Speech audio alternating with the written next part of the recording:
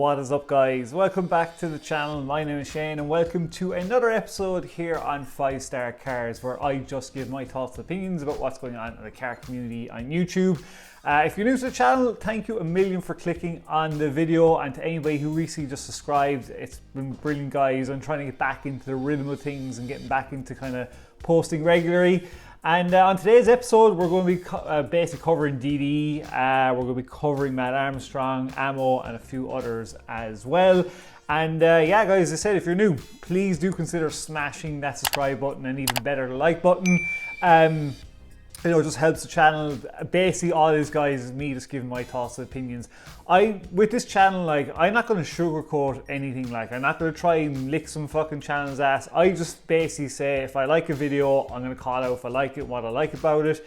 If I like a video or don't kind of really like a video, it's constructive criticism. That's all it is. I'm not here to basically bash anybody.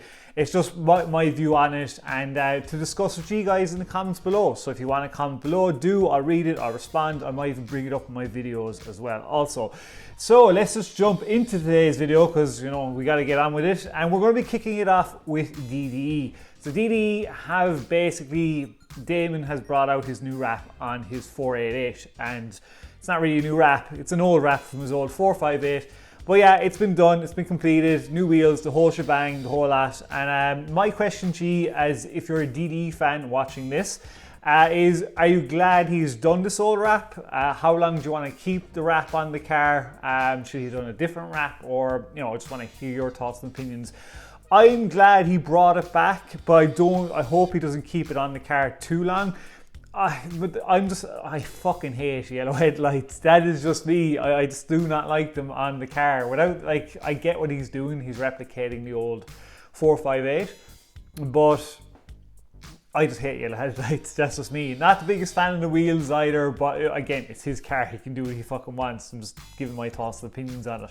So let me know what you think about the wrap, guys, below. I do like the wrap, though. The wrap is pretty cool. I mean, it definitely stands out, and it is something I'm glad he kind of brought back to see it on the 488. But how long he's going to keep it, we don't know. If he's going to go down a different route, and yeah, it'd be interesting to see. And, you know, obviously he's getting all his other cars fixed as well. So instead of bringing it to your attention, please do let me know what you think of the wrap from any DD fans that are watching this below as well. Next up, guys, is going to be Ammo, and you know I love me a good old detailing channel, and you know I'm a big Ammo fan as well.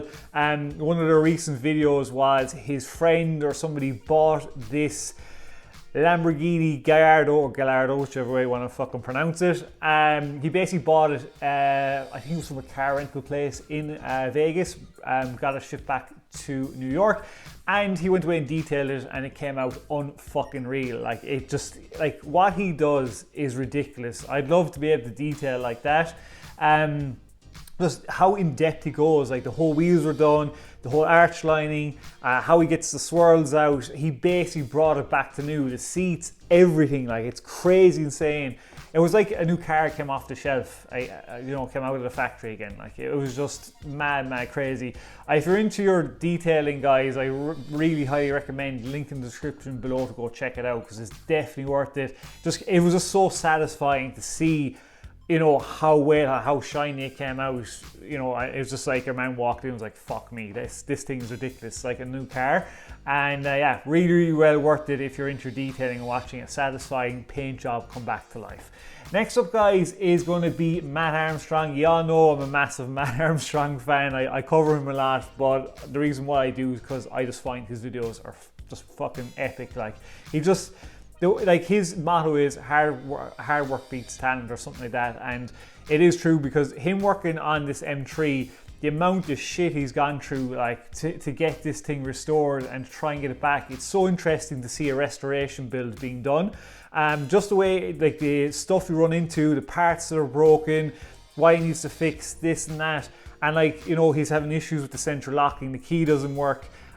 Just the amount of rust that's there. Like, he even got underneath where your subframe mounting points broke on the actual car itself, getting basically reinforced steel plates on there also, obviously from all the drifting that's done, that's just cracked it. And if you're into your restoration builds, guys, and you're not watching Matt Armstrong, you know, I would really highly recommend you check him out. It's really good. If you're from North America and you do watch him, let me know what you think of his channel, you know, in the comments below. I'd be very, very interested to hear you.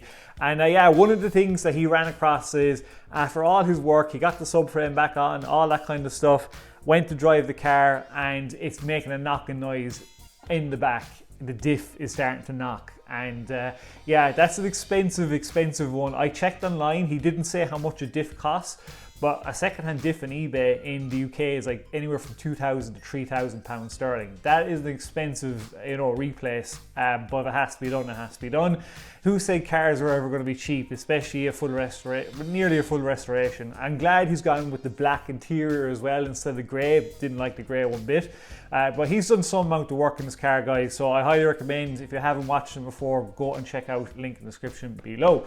Next up is going to be Mad for Motors. I'm so glad I stumbled across this channel. He's actually Irish. I never knew. I love when I stumble across Irish car channels. And this guy has just made, I think it's like 23 minutes or thereabout, restoring a Honda Civic EK9, a Type R.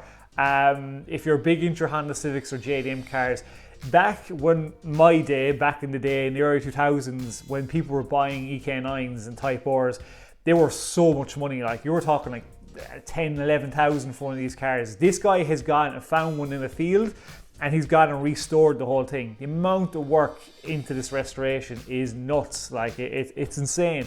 I watched a whole lot of it, and they're such a common car in Ireland to see, Honda Civics, and now you don't really see a lot of them anymore because a lot of them are just fucked or just destroyed. And they were a big show car, Rice's car back in the day, but this guy put it back to championship white, the wheels, everything. He did the whole lot, got the engine running and everything.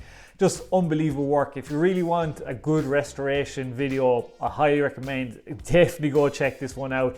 It's just really insane, the transformation that went from before to after. Definitely go check it out. And last up on the list, guys, is going to be Red 50. So Red 50, you know, guys, I like, me being a small channel, I try to bring to light some other small channels as well.